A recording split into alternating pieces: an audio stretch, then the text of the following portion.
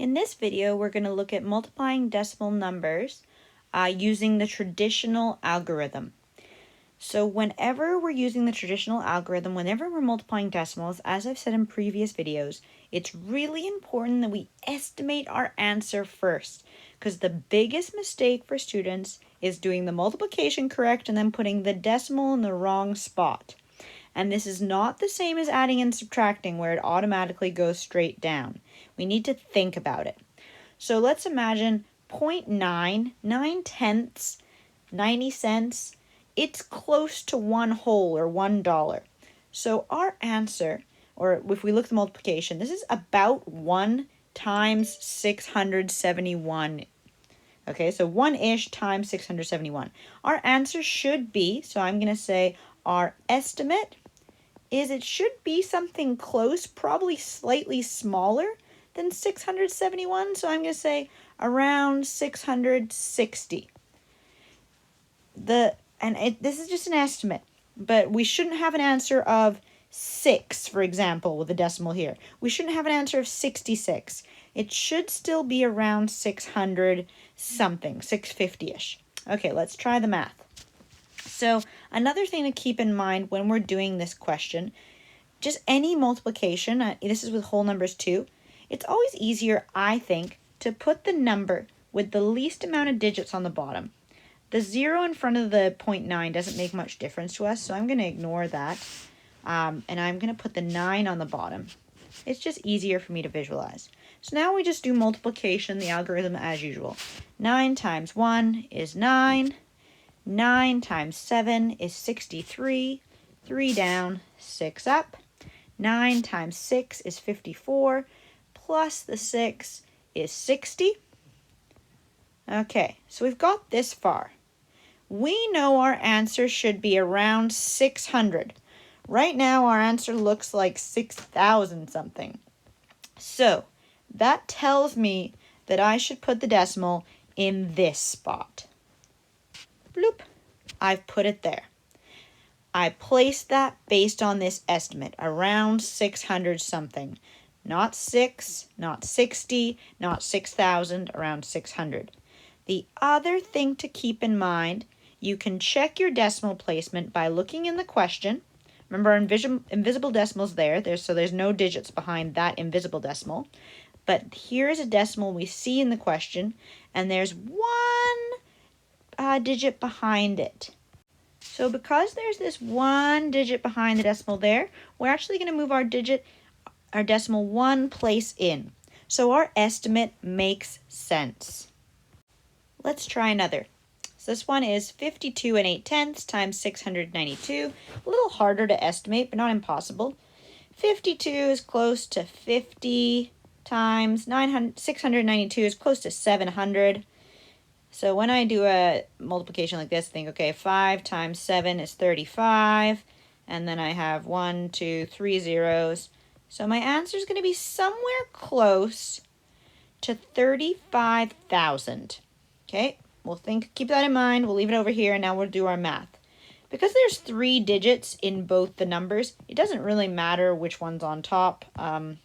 You're going to have to do the same amount of sort of work in the traditional algorithm. So I'm just going to rewrite it exactly as we see it. 52.8 times 692. Going through, 2 times 8 is 16. 6 down, 1 up. 2 times 2 is 4, plus the 1 is 5. 2 times 5 is 10. Scribble that out so it doesn't confuse me. 0 down. Looking at the 9 now. 9 times 8 is 72. 2 down, 7 up. 9 times 2 is 18. Plus the 7 is 25. 5 down, 2 up. 9 times 5 is 45. Plus the 2 is 47. Scribble it out. Now 2 zeros down. Okay, 6 times 8 is 48. 8 down, 4 up. 6 times 2 is 12. Plus the 4 is 16. 6 down, 1 up. 6 times 5 is 30. Plus the 1 is 31. Plus it all together.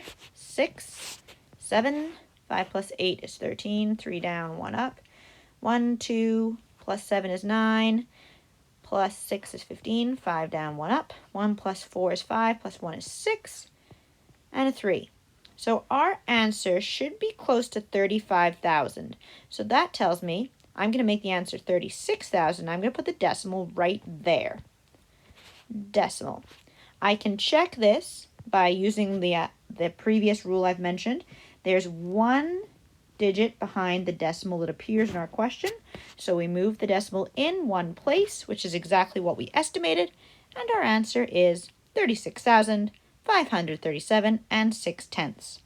And we'll do one last example using the traditional algorithm. So in terms of our estimation, 129, I'm going to say that's like 130 times about 70. 7 times 13, that's kind of hard for me to do in my head. I'm not know my 12s very well. 3 times 7 is 21, 1 down, 2 up. 1 times 7 is 7, 8, 9. So I'm going to say 91 and the 2 zeros. So our answer is going to be somewhere close to 9,100. We'll keep that over here for later. Now I notice there's 3 digits in that top number and 4 in the bottom, so I'm going to switch it around when I write it. Slightly less steps for me in the traditional algorithm. Times 129. And here I go. 9 times 5 is 45. 5 down, 4 up. 2 times 9 is 18. Plus the 4 is 22. 2 down, 2 up. 1 times 9 is 9. Plus the 2 is 11. 1 down, 1 up. 7 times 9 is 63. Plus the 1 is 64. Scribble these guys out. 0 down. Now I'm looking at the 2. 2 times 5 is 10. 0 down, 1 up. 2 times 2 is 4, plus the 1 is 5. 2 times 1 is 2, and 2 times 7 is 14. 2 zeros down, and scribbling out that. Looking now at this last 1 here. 1 times 5 is 5, 1 times 2 is 2, 1 times 1 is 1, and 1 times 7 is 7. Plus it all together.